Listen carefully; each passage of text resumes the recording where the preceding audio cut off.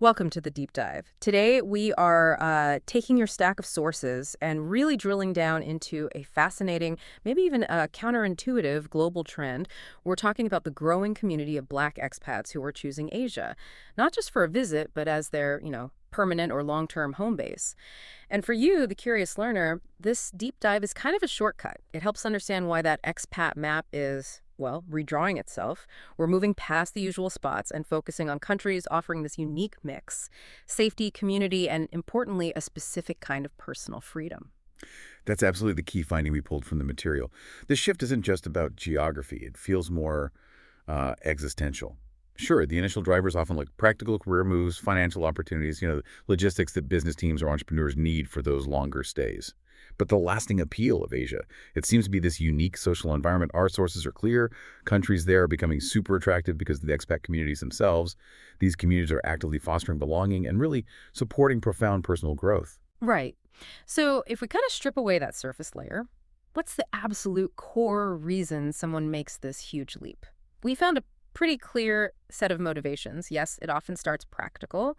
Career opportunities, teaching, consulting, maybe specialized business roles. That makes sense. And it's definitely supported by the economics, like a lower cost of living. That helps. But the defining thing, the piece that turns a trip into a long-term plan, seems to be this desire for cultural immersion plus a big change in quality of life. Almost like a feeling of less societal pressure. Exactly. It's the chance to build a life that's stable, intentional, Right. rather than just, putting up with the one you had. We see this particularly with professionals, business consultants, entrepreneurs, folks needing that reliability for war stays longer than just a quick trip. Having that solid infrastructure, whether it's service departments or even serviced offices, the things that make long-term professional life actually work, that becomes fundamental. And Asian cities, they're delivering that stability. Okay, let's unpack this then. Let's look at the specific places, because this idea that these communities are like few and far between, the sources just completely counter that. We need to map out where these vibrant hubs are actually thriving. Absolutely. And the destinations are quite diverse. Yeah. South Korea is a really powerful magnet, particularly for people in education. It offers these highly structured, often long-term jobs, mainly focused on English teaching. It provides a really reliable professional path for many. Then you look towards Southeast Asia, Vietnam, for instance, all the way from Ho Chi Minh City up to Hanoi. It's not just a place to land. It's becoming a genuine base. Yeah. A lot of expats use Vietnam's, great connectivity and affordability as a launch pad. They explore the rest of Asia while keeping a stable professional life going back in their base city. In China, it still seems to play a pretty significant role, right? Though, yeah, the sources do mention bureaucratic hurdles, like visa stuff can be tricky, but it keeps attracting high-level talent, English teachers, sure, but also professional athletes, business consultants. And if you're moving as a family, China has this really robust network of international schools that gives security structure for kids making that big move. We definitely also have to mention Indonesia, especially Bali. Now, sometimes people just think digital nomad spot, right? But Bali attracts people with its affordability and that serene environment, especially those looking for a really profound lifestyle change, not just a job change. But if we're talking about the sweet spot, professional opportunity and community organization, Thailand just keeps coming up. It's the repeated star in these accounts. Thailand. Yeah. Yeah, frequently called the Mecca for Black expats in the sources. That's a really strong word. Why Thailand? Why is it getting that reputation over, say, the very structured setup in Korea or the stability people find in Vietnam? What makes Chiang Mai and Bangkok stand out so much? I think it's this unique blend of accessibility for entrepreneurs and just how organized the communities are. Bangkok gives you that big city professional energy, perfect for consultants, business folks, while Chiang Mai offers a significantly lower cost of living, a slower pace, but still a very high quality of life. And crucially, the Black expat communities in both cities are described as highly organized. Active, reliable events like weekly dinners. These things solidify those support networks that you absolutely need for a long stay. If you're an entrepreneur setting up shop abroad, reliable community and affordable overhead, that's gold. That difference is really key, isn't it? Okay, so we've got the logistics down, the jobs, the lower costs, the stable hubs. But what are people running towards? Because the sources really suggest the money saved is almost like secondary to the psychological gain. Let's really dig into the motivations for making these long-term commitments. If you connect the dots, you see the economic benefits often act as an enabler. They enable the lifestyle people are actually craving. So the practical motivations are about getting solid work, obviously. But the real accelerator for this trend seems to be this profound decrease in psychological weight. That's how many expats describe leaving their old homes, especially the U.S. This drop in societal pressure, Hmm. fewer daily microaggressions, not having to navigate complex race dynamics constantly. It's seen as this huge, tangible boost to mental health. That's where it gets really, really interesting for me. It's not just shedding negative costs, it's gaining a positive benefit, mental freedom, Yep. social freedom. I wonder if that freedom is maybe the main reason we see so much focus on long-term stays and entrepreneurship in this group. Precisely. I mean, if you're not spending all that mental energy managing external social stuff, you just have more bandwidth, right? Mm. More energy to build a business, maybe go back to school, or just prioritize your own well-being. And the lower cost of living just amplifies that effect. It literally buys you peace, it buys you time. And that allows for this really deep cultural immersion that goes way beyond just a tourist checklist. Let's make this trend more concrete. The individual stories and the sources really bring this home. They illustrate the whole thesis perfectly. Take Franskis. She's a former social worker from Boston. Makes this huge move to Chiang Mai, Thailand, after her kids are grown and off to college. This wasn't like a necessary career move for her. It seems like a very deliberate lifestyle upgrade. It's exactly. When Frances talks about leaving Boston, the whole narrative changes. Her improved quality of life wasn't just about, saving a few bucks. It was about the time and the peace that affordability bought her. She specifically mentioned better access to mental health support.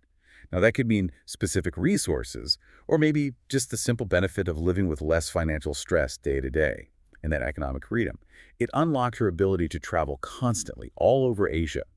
Her retirement went from managing savings to actively exploring the world. And her story contrasts really nicely with someone like Alvin. He's a biracial expat, moved from Florida to Bangkok. His reasons were maybe more complex, centered on building businesses, yes, but also connecting with his mom's Thai heritage. So his move was driven by this mix, needing entrepreneurial freedom, but also searching for identity, for belonging. Yeah, and the sources really emphasize Alvin's experience of finding this, like unparalleled freedom, a significant reduction in the daily societal scrutiny he felt back in the States. He wasn't just finding a cheaper place to live, he was finding a place to operate, where his identity wasn't constantly being questioned or negotiated. This idea of being able to fully focus on building his business and exploring his heritage without that external pressure that seems to be a huge unlock for long-term settlers like him. Okay, but this does raise a really important question. What about the challenges? There have to be some, right? When you move to a totally new environment, we can't just paint this perfect picture. The experiences sound transformative, sure, but hurdles must exist. Cultural stuff, maintaining connections. Oh, definitely. The sources are very realistic about this. Frances, for instance, she mentioned how hard it can be to sustain deep connections when the expat scene is often transient. People come for a year to teach, then they leave. You're constantly rebuilding your immediate social circle. That takes energy. And for professionals used to maybe Western business norms, navigating subtle cultural differences in work, even just daily life, that can create real friction day in and day out. Alvin's perspective, though, being biracial and connecting with his heritage, that adds a really interesting layer, doesn't it? He kind of observes that interactions that might seem challenging or maybe even insensitive often just stem from, well, unfamiliarity. Curiosity from locals, not necessarily malice. And that distinction, unfamiliarity versus malice, that is so critical for your mental well-being when you're navigating a new culture, it totally changes how you process those awkward moments. Instead of defaulting to feeling defensive, maybe you approach it with curiosity yourself or see it as a chance to educate. This really highlights why that zero expectations mindset is such key advice from people who successfully made the transition. Don't assume anything. That leads perfectly into the practical advice, the stuff shared by the veteran expats for succeeding abroad. First, obviously, the huge importance of research. Thorough, detailed research, not just travel tips, but long-term housing, visas, the professional scene. Second, that mantra we just mentioned, have zero expectations. It cushions the cultural shock. And third, maybe the most vital piece for people looking for that extended stability is actively connecting with other expats. They strongly recommend using platforms like Facebook groups seem common to build that essential support system. The advice is literally find your tribe. Whether you're an entrepreneur setting up an office or maybe part of a corporate team relocating for a few years, that reliable support on the ground, that organized community, that's what makes an extended stay sustainable. Right.